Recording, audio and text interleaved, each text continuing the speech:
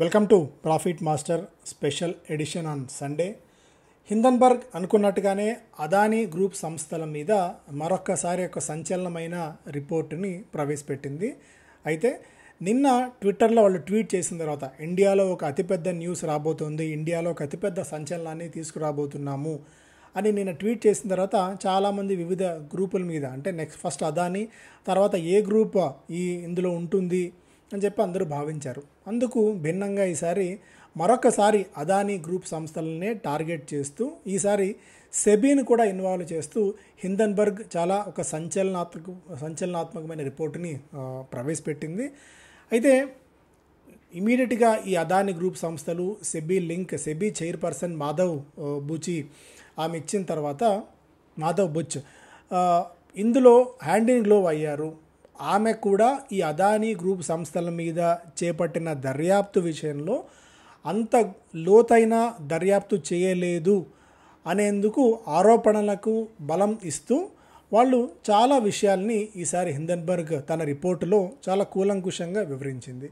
So ప్రత్యక్షంగా ఆమెకు ఆమె భర్తకు ఇందులో సంబంధాలు ఉన్నాయి అన్నట్టుగా హిండన్బర్గ్ చేసిన రిపోర్ట్, హిండన్బర్గ్ పూర్తి స్థాయిలో తయారు చేసిన రిపోర్ట్ బట్టి చూస్తే మనకు అనేక అంశాలు ఇందులో మనకి కనిపిస్తాయి. మొదటి ఒక 4 కీ అంశాలని మనం ప్రధానంగా మాట్లాడుకొని తర్వాత మనం ఇందులోకి వెళ్దాం ఈ విషయంలోకి. అయితే ఈ హిండన్బర్గ్ రిపోర్ట్ నేపథ్యంలో రేపు మన స్టాక్స్ మీద ఇంపాక్ట్ ఉంటుందా, మార్కెట్స్ మీద ఇంపాక్ట్ ఉంటుందా, అదానీ గ్రూప్ సంస్థల మీద ఇంపాక్ట్ ఉంటుందా అనే ఆలోచన వచ్చినప్పుడు మేబీ పెద్దగా ఉండకపోవచ్చు. ఎందుకంటే అదానీ గ్రూప్ సంస్థల మీద హిండన్బర్గ్ ఏడాదిన్నర క్రితం రిపోర్ట్ ఇచ్చినప్పుడు కొద్దిగా నీజర్కి రియాక్షన్ ఉండేది. తర్వాత మళ్ళీ పూర్తి స్థాయిలో పుంజుకున్నాయి. సెబీ రిపోర్ట్ ఇచ్చింది, దాని మీద సుప్రీంకోర్టు కూడా దర్యాప్తు చేసిన తర్వాత ఎలాంటిది అలిగేషన్స్ ఏవీ లేవు, నిరాధారంగా ఉన్నాయి అని చెప్పి ఎవరైతే హిండన్బర్గ్ రిపోర్ట్ ఇచ్చారో ఆ రిపోర్ట్కే మళ్ళీ ఆ హిండన్బర్గ్ కంపెనీకే మళ్ళీ నోటీసులు జారీ చేసి అక్కడితో ఈ కథ సుఖాంతాన్ని చేసి సమాప్తం చేశారు. ఇప్పుడు మళ్ళీ హిండన్బర్గ్ ఈ కొత్త రిపోర్ట్ని తీసుకురావడం వల్ల అదానీ గ్రూప్ సంస్థల మీద పెద్దగా ఇంపాక్ట్ అయితే ఉండకపోవచ్చు. ఒకవేళ ఉన్న వెరీ నామినల్ నీజర్క్ రియాక్షన్ అయితే ఉంటుంది. కాకపోతే యాడింగ్ ఫ్యూయల్ టు ఫైర్ అన్నట్టుగా గత వారం వచ్చిన అమ్మకాల ఒత్తిడి, ఎందుకంటే ఫారిన్ ఇన్స్టిట్యూషనల్ ఇన్వెస్టర్స్ మార్కెట్స్లో సెల్లింగ్కి తెగబడిన తరుణంలో అదేమన్నా మళ్ళీ కొత్తగా ఈసారి ఇంపాక్ట్ అవుతుందా అన్నది చూడాలి. ఈసారి ఏకంగా రెగ్యులేటర్ అంటే వాచ్ డాగ్ అంటాం, ఏది అక్రమాలు జరగకుండా తప్పులు జరగకుండా నియంత్రణ సంస్థ సెబీ. ఇప్పుడు సెబీ చీఫ్ మాధవి పూరి బుచ్ మీద ఆరోపణలు చేయటం బట్టి చూస్తే ఇక నియంత్రణ సంస్థలు, నియంత్రణ వ్యవస్థల పనితీరు ఏ మేరకు ఉందో మనం అర్థం చేసుకోవాలి అన్న ఒక సంకేతాన్ని మాత్రమే వాళ్ళు ఇచ్చారు. అయితే ఇది ఇమీడియట్గా కాంగ్రెస్ లాంటి వాళ్ళకి, పార్టీలకు ఒక అస్త్రంగా మారుతుంది. ఇప్పుడు ఈ అంశంలో పూర్తి స్థాయిలో వాళ్ళు అదానీ గ్రూప్ సంస్థలు ఇప్పుడు మొదానీ అని కొత్తగా చెప్తున్నారు, మోడీ ప్లస్ అదానీ. సో మొదానీ అన్నట్టుగా వాళ్ళు పేరు మార్చి చెప్తుంటే ఇప్పుడు సెబీ చీఫ్ ఇమీడియట్గా రాజీనామా చేసి పూర్తి స్థాయిలో దర్యాప్తుకు సహకరించాలి. ఇంకా అవసరమైతే దీని మీద జాయింట్ పార్లమెంటరీ కమిటీ జేపీసీ ఒకటి ఏర్పాటు చేసి ఆ జేపీసీతో దర్యాప్తు చేయించాలి అని చెప్పి కాంగ్రెస్ లాంటి పార్టీలు తీవ్రమైన ఇప్పుడు ఈ అంశాల మీద పూర్తి స్థాయిలో విరుచుకుపడుతున్నాయి. ఇక సెబీ చీఫ్ మాధవ్ బి పూరి అలాగే ఆయన భర్త వీళ్ళిద్దరికీ ఏవైతే గతంలో హిండన్బర్గ్ ఒక రిపోర్ట్ ఇచ్చిందో అదానీ గ్రూప్ సంస్థల అధినేత గౌతమ్ అదానీ తమ్ముడు వినోద్ అదానీ ఉన్నారో ఆ వినోద్ అదానీ ఏర్పాటు చేసిన బెర్ముడా అలాగే మారిషస్ ఫండ్స్లో ధవల్, మాధవి పూరి భర్త ధవల్ అలాగే మాధవి పూరి వీళ్ళిద్దరూ షేర్ హోల్డర్స్గా ఉన్నారు అనేది ఒక సంచలనమైన విషయం. అలాగే ఇందులో ఐఏఎఫ్ఎల్ వెల్త్ కూడా ఇన్వాల్వ్ అయ్యింది. ఐఏఎఫ్ఎల్ వీళ్ళందరికీ ప్రాసెస్ చేసిన కంపెనీ. సో ఐఏఎఫ్ఎల్ మీద గతంలో సెబీ కొన్నిగా ఈ ఆరోపణలు తీవ్రమైన తరుణంలో వాళ్ళ మీద కొత్తగా క్లయింట్స్ ఆన్బోర్డింగ్ చేయకుండా ఆపేసిన సంగతి అయితే తెలుసు. అయితే అలాగే బ్లాక్ స్టోన్ విషయంలో కూడా ఆమె పూర్తి స్థాయిలో నిబంధనల్లో తొంగలోకి తొక్కారు అనేది కూడా ఒక ఆరోపణ. ఎలా అంటే ఇప్పుడు ఈ మాధవిపూరి గారి భర్తకి ఆయన రియల్ ఎస్టేట్లో కానీ లేదా ఇన్వెస్ట్మెంట్ ట్రస్ట్ విషయంలో ఎలాంటి అవగాహన లేదు. ఆయన హిందుస్థాన్ యూనిలివర్ కంపెనీలో లాజిస్టిక్స్లో అనుభవం ఉన్న వ్యక్తి. అలాంటి వ్యక్తిని తీసుకొచ్చి బ్లాక్ స్టోన్ కంపెనీలో అడ్వైజర్గా నియమించారు. అది కూడా ఎందుకు నియమించారు?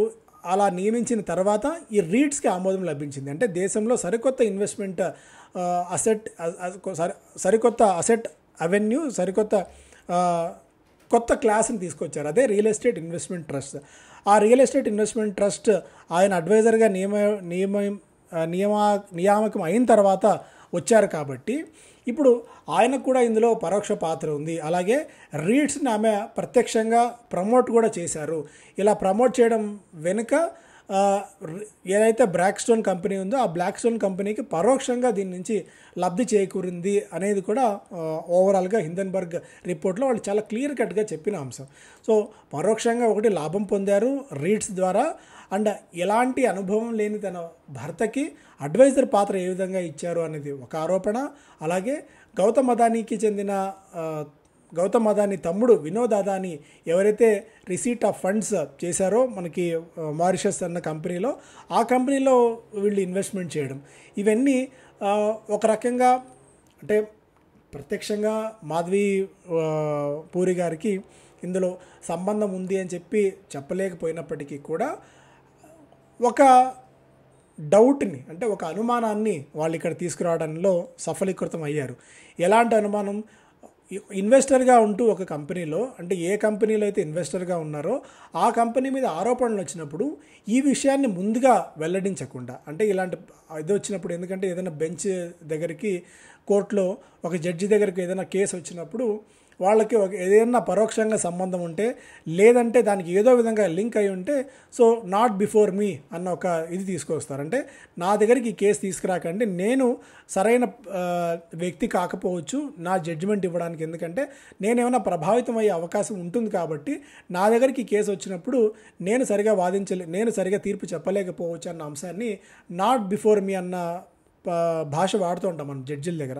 సో ఇక్కడ కూడా ఇలాంటి కేసు వచ్చినప్పుడు నాకు వెస్టెడ్ ఇంట్రెస్ట్ ఈ సంస్థలో ఉంది, నేను కూడా గతంలో ఇన్వెస్ట్ చేసి ఉన్నాను ఈ కంపెనీలో అన్న విషయాన్ని ఆమె ఎక్కడా వెల్లడించలేదు అది అనే అంశం. అలాగే కోర్టు కూడా ఇక ఆల్మోస్ట్ మాకు రోడ్ బ్లాక్ అయిపోయింది, రోడ్ క్లోజ్ అయిపోయింది, ఇక దర్యాప్తు చేయడానికి మాకు అవకాశం ఎక్కడా లేదు అదాని గ్రూప్ సంస్థల విషయం అని చెప్పి ఆమె, అంటే సెబీ సుప్రీంకోర్టు ఇచ్చిన ఒక క్లోజ్డ్ రిపోర్ట్ బట్టి చూసినా కూడా ఆమెకి వెస్టెడ్ ఇంట్రెస్ట్ సెబీ గ్రూప్ సంస్థల్లో ఉంది అనేది పరోక్షంగా వీళ్ళు లేవనెత్తిన అంశం. అలాగే సెబీ చైర్పర్సన్ అయినప్పుడు మొట్టమొదటిసారిగా గౌతమ్ అదానీ మాత్రమే ఆమెను వెళ్ళి కలిశారు. ఇది కూడా ఎందుకంటే ఏదన్నా ఒక అంశాన్ని మన ఇంటర్ప్రిటేషన్ చేస్తున్నప్పుడు దానికి సంబంధించిన అన్ని ఆధారాలు మనకు తగ్గట్టుగానే మలుచుకుంటూ వస్తాం. ఇక్కడ కూడా హిండెన్బర్గ్ అలాగే చేసింది, పాత అంశాలన్నీ కూడా దీనికి లింక్ చేసుకుంటూ వచ్చింది. అలాగే ఐఏఎఫ్ఎల్ క్లయింట్స్ అంటే ఏదైతే ఇన్వెస్ట్ చేస్తున్నారో అలా ఇన్వెస్ట్ చేసిన వాళ్ళు క్లియర్ కట్గా నేమ్ ఉంది, ధావల్ బూచ్ అలాగే మాధవి పూరి బూచ్, వీళ్ళిద్దరే కూడా ఇన్వెస్ట్ చేశారు. అండ్ సాలరీడ్ క్లాస్ ఎంప్లాయీస్ మాత్రమే అని చెప్పి ఈ విషయాన్ని వెల్లడించినట్టు కూడా చాలా క్లియర్ కట్గా ఉంది ఇందులో. ఆమె హోల్ టైం డైరెక్టర్గా ఉన్నప్పుడు ఈ వ్యవహారం జరిగింది.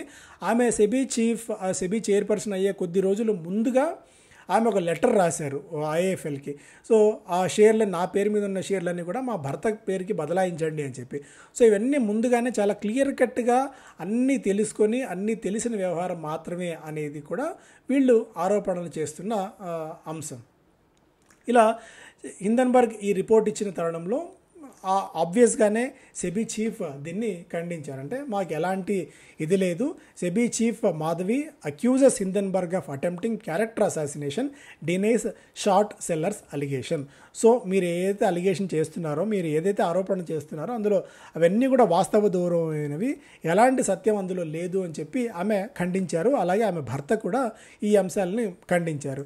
అయితే ఇప్పుడు దీని మీద జేపీసీ ఏదైనా వేస్తారా, మళ్ళీ సుప్రీంకోర్టుకు కాంగ్రెస్ పార్టీ వాళ్ళు ఎవరైనా వెళ్తారా, దీని మీద ఎలాంటి అంశాలు తర్వాత రిపర్కషన్స్ ఉంటాయి, ఎందుకంటే ఏదైతే నియంత్రణ సంస్థ ఉందో ఆ నియంత్రణ సంస్థ అధికారి మీదే, ఉన్నతాధికారి మీదే ఆ చీఫ్ మీద ఎలాంటి ఆరోపణలు రావడం బట్టి చూస్తే కొద్దిగా దర్యాప్తు ఆశించిన స్థాయిలో జరగలేదేమో అన్న ఒక అనుమానం మాత్రమే ఇక్కడ వాళ్ళు లేవనెత్తారు. అంటే మనందరి మెదడులలో ఒక ఆలోచనని పాదుగొల్పారు. అయితే ఇక్కడ ప్రతిసారి పూర్తి స్థాయిలో హిండెన్బర్గ్నే మనం తప్పు పట్టాల్సిన పని లేదు. అలానే మన ఇండియాలో ఉన్న ప్రధానమైన కంపెనీ మీద వారు ఆరోపణలు చేస్తుంటే మనం చూస్తూ చేతులు కట్టుకుని ఉండాల్సిన అవసరం కూడా లేదు.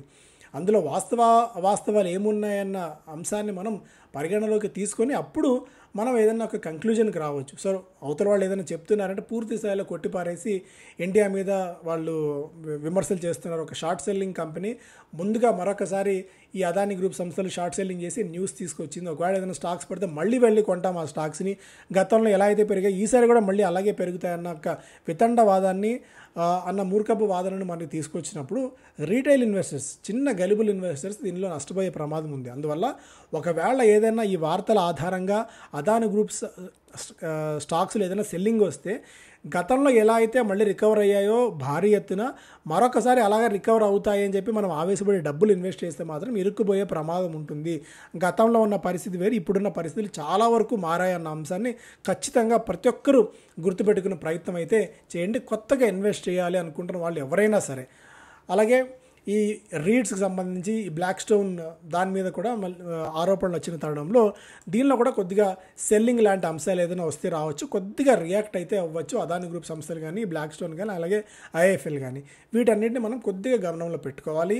అలాగే eliminate conflicts of interest in SEBI's probe of Adani group. So conflict of interest ఏదైతే ఉందో దాన్ని పూర్తిగా తొలగించే ప్రయత్నం చేయండి. సెబీ చీఫ్ని ప్రస్తుతానికి పక్కన పెట్టి ఒక ఇండిపెండెంట్ అథారిటీతో దీని మీద ఇన్వెస్టిగేట్ చేయించే ప్రయత్నం చేయండి అని చెప్పి కాంగ్రెస్ చెప్తోంది. కానీ బట్ ప్రభుత్వం దీనికి ఏ మేరకు సుముఖంగా ఉంటుందో అయితే మనం చెప్పడం కష్టం.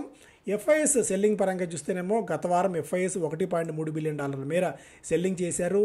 ఈ వారం కూడా సెల్లింగ్ కొనసాగుతుందా లేదా అన్నది కూడా మనం చూడాల్సిన అంశం. ఇక స్పెసిఫిక్గా ఈ వారం మేజర్గా మార్కెట్స్ని ప్రభావితం చేయబోయే అంశాలు ఏవేవి ఉన్నాయన్నది కూడా మనం ఒకసారి తెలుసుకునే ప్రయత్నం అయితే చేద్దాము. అండ్ అదానీ గ్రూప్ సంస్థల మీద అలాగే సెబీ చీఫ్ మీద వచ్చిన విమర్శలు, ఆరోపణలు, హిండన్బర్గ్ వచ్చిందాన్ని అదానీ గ్రూప్కి చెందిన ఎన్డీటీవీ ఎక్కడ నామమాత్రంగా కూడా ప్రస్తావన లేదు. ఇంత పెద్ద ఎన్డీటీవీలో ఎక్కడ దానికి సంబంధించి కనీసం ఒక చిన్న వార్త కానీ, ఎక్కడ ఒక చిన్న దాని గురించిన ప్రస్తావన కూడా ఎక్కడా కనిపించలేదు. సో దీన్ని బట్టి కూడా మనం ఒక్కసారి 1-2 సార్లు దీని గురించి ఆందోళన పడాల్సిన అవసరం లేదు. కానీ బట్ విమర్శనాత్మక ధోరణిలో కొద్దిగా దీని గురించి మనల్ని మనం ఆలోచించుకోవాల్సిన అవసరం ఉంటుంది. ప్రతిసారి విమర్శ వచ్చినప్పుడు ఎవరైనా విమర్శ చేసిన వాళ్ళ మీద మనం ఎదురుదాడి చేయడం కంటే కొద్దిగా అందులో వాస్తవాలు ఏమున్నాయన్నది కొద్దిగా బుర్ర పెట్టి ఆలోచించడం మంచిది. ఎఫ్ఐఎస్ ఫ్లోస్ పరంగా ఇంతకుముందు కూడా చెప్పుకున్నట్టు $1.3 బిలియన్ మేర వాళ్ళు విత్డ్రా కూడా చేసుకున్నారు మన మార్కెట్స్ నుంచి in the week. But the buying of around 2.2 billion అయితే 2.2 బిలియన్ వర్త్ ఆఫ్ స్టాక్స్ని డొమెస్టిక్ ఇన్స్టిట్యూషనల్ ఇన్వెస్టర్స్ కొనుగోలు చేయడం వల్ల అది ఆ అమ్మకాల నష్టాన్ని కొద్దిగా భర్తీ చేసుకున్నట్టయితే అయింది. FIIs holding in India is already at 10-year low. India is a unique large country with government stability, double-digit growth, double-digit corporate earnings and double-digit corporate ROE.